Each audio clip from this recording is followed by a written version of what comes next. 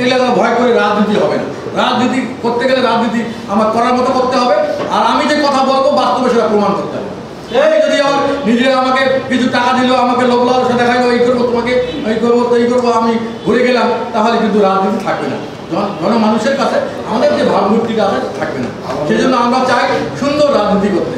আজকে এরশাদ যেটা 40 বছর রাজ্জাক সাহেব বললেন, এরশাদ যেটা 36 বছর আগে চিন্তা করছে যে উপজেলায় করবো, এখন সবাই মিলে ওটা করতেছেন কেন?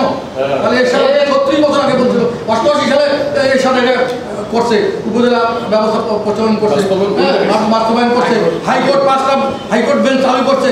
আর এখন কেন আপনারা বলতেছেন হাইকোর্ট বেঞ্চ চালু করতে হবে আর ইয়ে করতে হবে? এরশাদের প্রত্যেকটা কথা ছিল বৈপ্লবিক চিন্তাধারা ফসল। এই জন্য আমরা সেই নেতার দল করি। আমরা কোনো সন্ত্রাসী না, আমরা কোনো চাঁদাবাজ না, আমরা কোনো জমি দখল করি না, আমরা কোনো টার্মিনাল দখল করি না। আমাদের এই অভিযোগটা আমাদের ভিতরে নাই, আমাদের ক্লিন ইমেজ আছে। আজকে এত কিছু বলতেছে অপোজিশন, এনসিপি, জামাত, বিএনপি বা অন্যান্য দল যারা আছে, তারা কই জাতীয় পার্টি কোনো দুর্নীতির তো আলামত খুঁজে পায় না।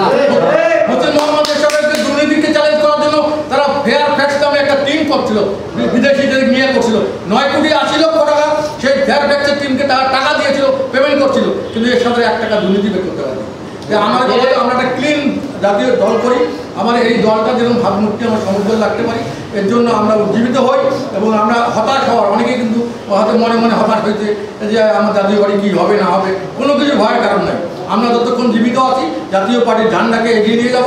হোসেন মোহাম্মদ এরশাদ আমাদের রংপুরের মাটিতে শুয়ে আছে, তার ইজ্জতের দিকে দেখিয়ে আমরা আমার দিন, আমার যা আছে সব কিছু উৎসর্গ করে দিয়ে জাতীয় পার্টিকে আমরা এগিয়ে নিয়ে যাবো, এই প্রত্যয় আমি ব্যক্ত করছি।